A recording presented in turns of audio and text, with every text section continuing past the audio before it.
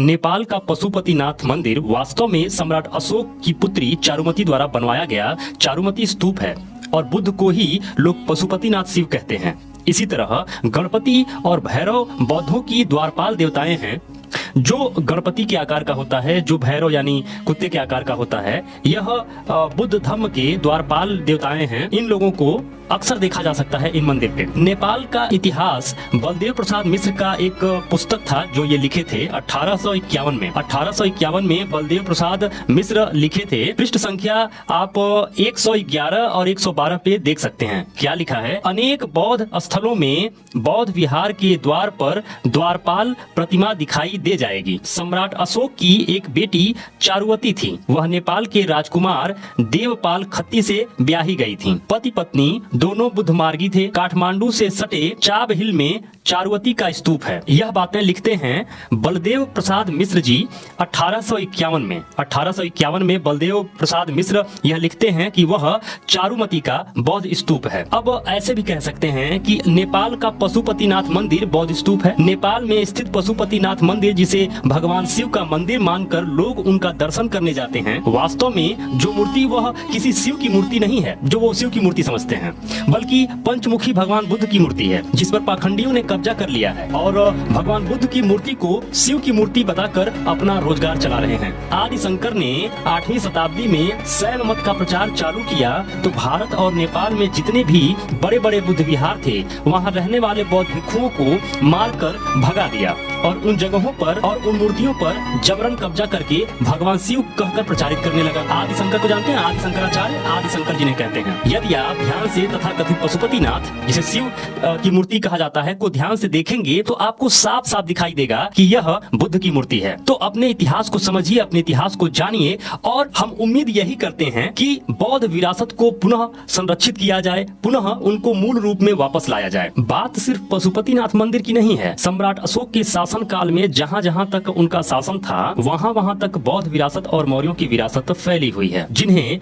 बाद में जब मौर्य वंश का अंत होने लगा तो उसके बाद इसी तरह के लोग जो 8वीं शताब्दी 7वीं शताब्दी में, जैसे शंकराचार्य जैसे लोग जो आदि शंकराचार्य थे, इन लोगों ने जितने भी ये मूर्तियां जो थी ना, ये सारी की सारी मूर्तियां जो बनती थी, ये महायान शाखा की होती थी। दरअसल मैं आपको बता दूं कि बुद्ध धर्म में बुद्ध ने तो खुद भगवान बुद्ध ने तो मना किया था मूर्ति बनाने के लिए। तो बुद्ध धर्म की 2 शाखाएं हैं। एक है थेरवाद, जिसे हीनयान कहा जाता है, और दूसरा है महायान। महायान में ही वज्रयान है, तंत्रयान है, मंत्रयान है। तो मुख्यतः जो बुद्ध धर्म में 2 शाखाएं निकली, वो निकली थेरवाद और महायान।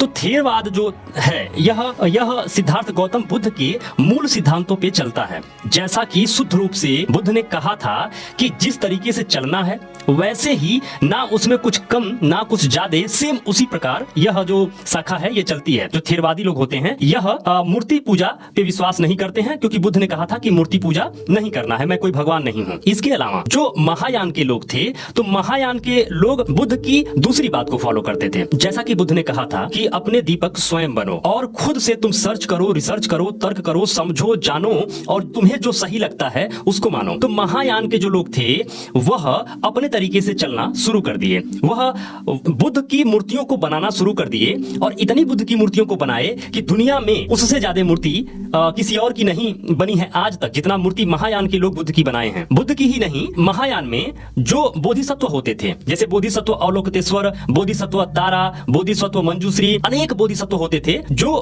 जिनको पदवी मिलती थी कि यह बोधिसत्व हैं, यह उस स्तर को पार कर चुके हैं कि इन्हें बोधिसत्व कहा जा सकता है। तो उनकी भी मूर्तियां बनाई जाती थी, जिसमें आप देखते होंगे कि 4 हाथ है, 8 हाथ है, सैकड़ों हाथ है, सहस्र बाहु है। अभी कुछ लोग भ्रमित होते हैं, कहते हैं कि जब बुद्ध के 2 ही हाथ थे तो यह जो बाकी हाथों वाली मूर्तियां हैं यह बुद्धिज्म की नहीं है, जबकि उन लोगों को नहीं पता है कि वह बुद्धिज्म की ही मूर्तियां हैं, बशर्ते वह हीनयान की नहीं है, वह महायान की हैं, जो दूसरी वाली शाखा है उसकी है। तो महायान शाखा जो थी उसी की मूर्तियों को तोड़कर, मरोड़कर, बदलकर, पहले तो पाखंडियों ने इन मूर्तियों को तोड़ा, मरोड़ा, दबाना चाहा, जमीन के नीचे दफन करना चाहा, लेकिन अंततः वह थक गए और उन्होंने ये डिसीजन लिया कि मूर्तियों को अब तोड़ेंगे नहीं, अब इसी को एक नया धर्म बनाते हैं, हिंदू धर्म। और इन पाखंडियों ने उसको उसमें कन्वर्ट कर दिया।